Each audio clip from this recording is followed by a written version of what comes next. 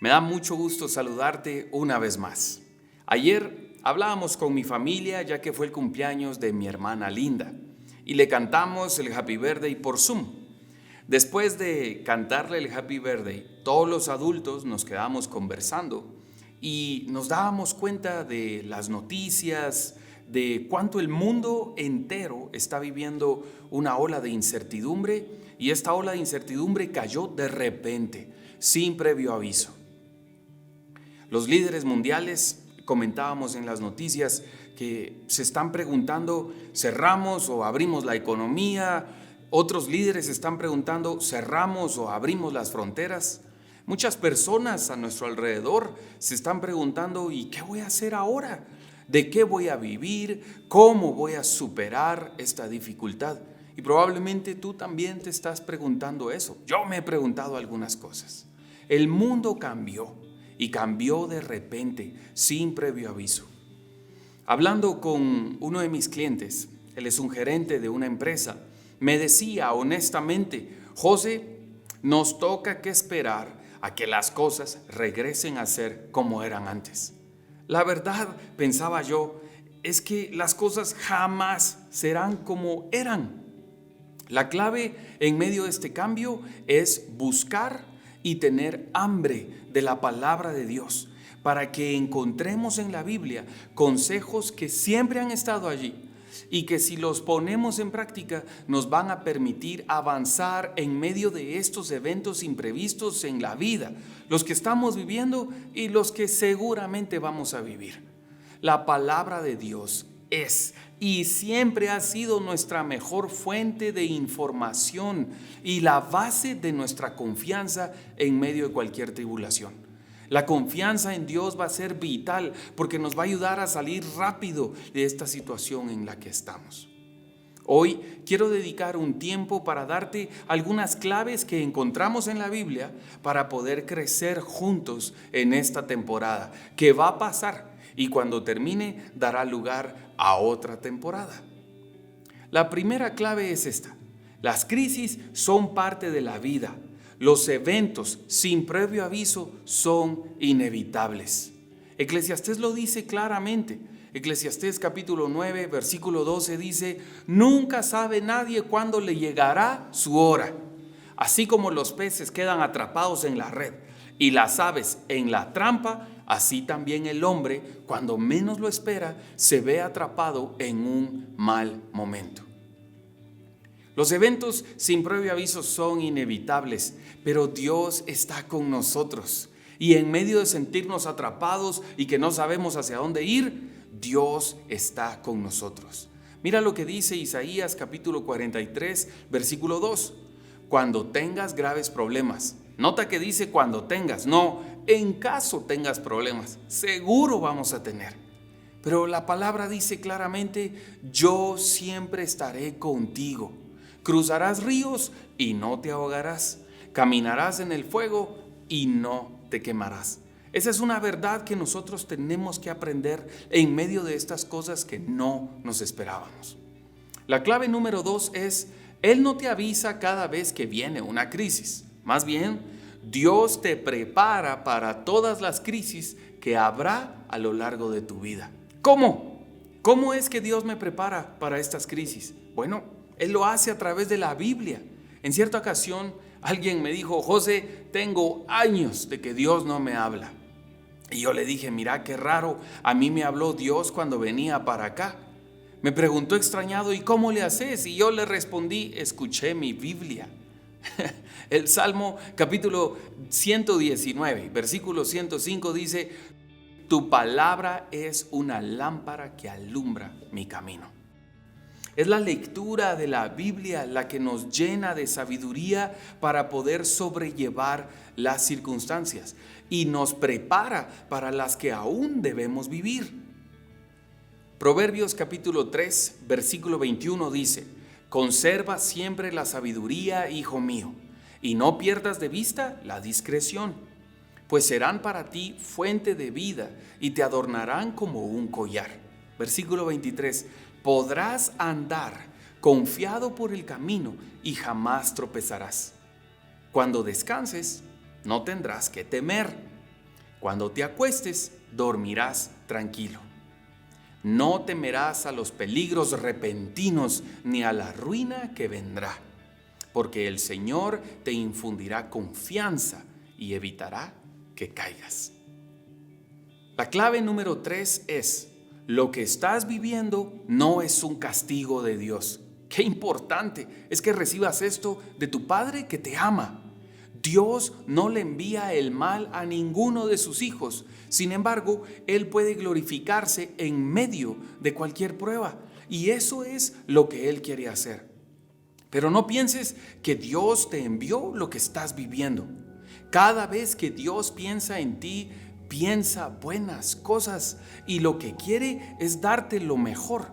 Romanos capítulo 8, versículo 28 dice, y tú lo sabes muy bien, y sabemos que Dios hace que todas las cosas cooperen para el bien de quienes lo aman y son llamados según el propósito que Él tiene para ellos. Tienes que enfocarte en amarlo a Él y en vivir de acuerdo a su propósito, porque entonces todas las cosas obrarán para bien. Dios así es. Jeremías 29:11 dice, yo sé los planes que tengo acerca de vosotros, declara el Señor, planes de bienestar y no de calamidad, para darles el futuro y una esperanza. Eso es lo que Dios quiere para nosotros. Así que no pienses que esto que estás viviendo es un castigo de Dios. No, Dios piensa buenas cosas acerca de nosotros. La clave número 4 es: honra a Dios en medio de la dificultad, aún antes de que Él te haya librado de esta. Me conmueve la historia de la viuda pobre. ¿La recuerdas? Ella estaba viviendo una etapa de gran necesidad en su vida, un día de angustia muy difícil para ella. Sin embargo, ella decidió honrar a Dios a pesar de que tenía muchas razones para sentirse desprovista y desprotegida. En medio de su vulnerabilidad, en esta etapa tan difícil de ella decidió entregar todo lo que tenía. La historia está en Marcos capítulo 12, versículo 41 al 44. Estando Jesús sentado delante del arca de la ofrenda, miraba cómo el pueblo echaba dinero en el arca. Y muchos ricos echaban mucho dinero. Y vino una viuda pobre y echó 2 blancas, o sea, un cuadrante. Entonces, llamando a sus discípulos, les dijo, de cierto os digo que esta viuda pobre echó más que todos los que han echado en el arca. Porque todos han echado lo que les sobra, pero esta de su pobreza echó todo lo que tenía. Echó todo su sustento. ¿Te imaginas ese momento en el que Jesús reúne a sus discípulos y les va a explicar lo que está viviendo?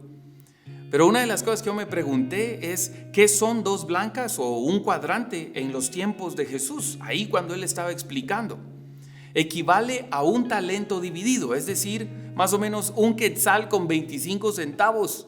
Lo único que esta mujer podía darle a su familia era un pan francés, una tira sin nada adentro. Yo te aseguro que si eso es todo lo que tienes para vivir, y tal vez tu familia, se necesita mucho valor para meterlo todo a la ofrenda. Sin embargo, esta mujer decidió honrar a Dios en el día de la angustia, en ese momento tan difícil para ella. Y eso conmovió el corazón de Jesús. ¿Qué debemos hacer en tiempos de dificultad? Usemos el ejemplo de esta mujer. Honremos a Dios con lo que tenemos. No des lo que te sobra. La recompensa de esta viuda no es registrada en la Biblia.